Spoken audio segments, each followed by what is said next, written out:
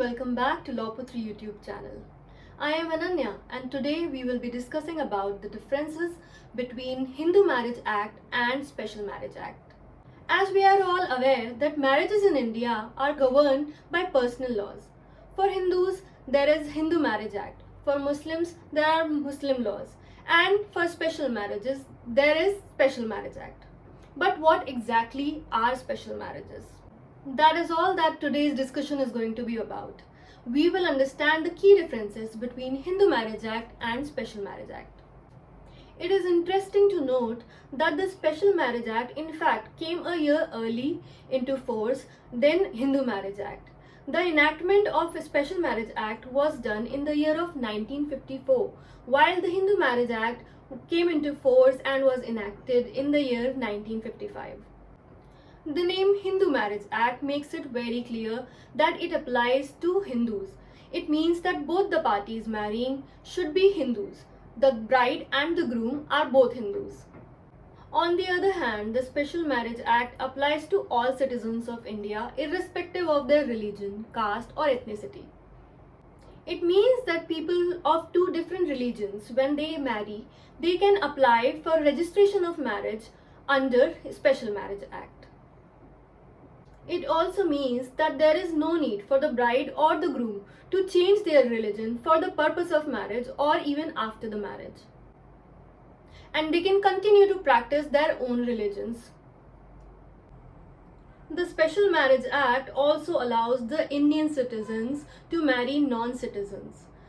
It means that a girl from India and a boy from America can also marry under Special Marriage Act. A Hindu marriage or a marriage that falls within the ambit of the Hindu Marriage Act has to be solemnized by a priest and has to be registered, but the registration is done only after the solemnization of the marriage. But in the case of a special marriage that is governed by Special Marriage Act, the registration as well as the solemnization is done by the registering officer. What it basically means is that under Special Marriage Act, the only way you get married is a court marriage.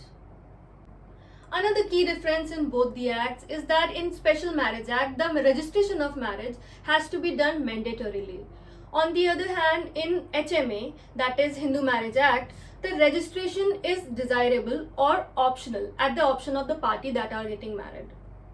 But in 2006, in the case of Seema versus Ashwini, the Supreme Court said that under the Hindu Marriage Act also the registration has to be done mandatorily.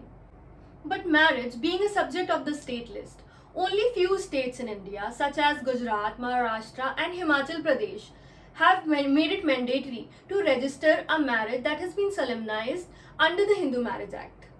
And not much has been done by other states in this regard. Also, under the Hindu Marriage Act, the registration of the marriage is done after the marriage has already been solemnized. But the same is not the case in SMA. The marriage, the solemnization as well as the registration is done at the same place and time.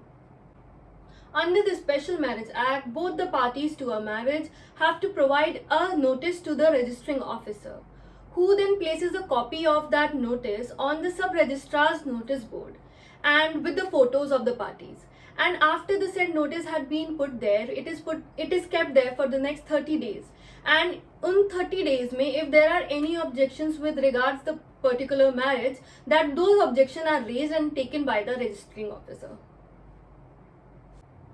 When an objection has been raised with regards to a marriage that was supposed to be registered in the Special Marriage Act, what has to be done by a registering officer is that he is not supposed to register that marriage or solemnize that marriage until and unless the said objection has been inquired into by him. And he has to be completely satisfied that there is no reason that this solemnization of the marriage should be prevented. This is basically done so as to prevent bigamy. That is, a person marrying again in the lifetime of a living spouse. The marriage officer is vested with all the powers of a civil court while inquiring into an objection. He can summon a witness, examine him on oath, compel the production of documents, and take evidence on affidavit. He can even issue a commission for inquiring into the said objection. In a Hindu marriage, rituals and traditions play a huge role. And so Saptapadi or the taking of 7 circles या फिर 7 फेरे लेना Hindu marriage में becomes an essential condition. On the other hand, if the marriage is being done under the Special Marriage Act, there is no need to comply with any such traditions or rituals.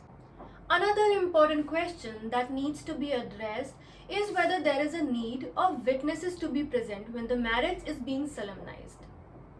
So, under SMA or Special Marriage Act, there is a need for 3 witnesses to be present when the marriage is being solemnized. But the Hindu Marriage Act does not expressly provide the number of witnesses that have to be present during the solemnization of the marriage. However, when you are going to register a marriage that has been solemnized under the Hindu Marriage Act, you have to have 3 witnesses present, just same as SMA. So if we look at it, the marriage that has been solemnized in a Hindu Marriage Act is much more easier because there is no waiting period, there is no notice period, and the marriage can be solemnized on the very same day it has been decided. But under the Special Marriage Act, there has to be a notice, waiting period, and even objections, which makes it a tad bit difficult and complicated. And with that, I would like to finish this session. I really do hope that you liked the video and that it was knowledgeable for you. Thank you very much for watching Lawpatra.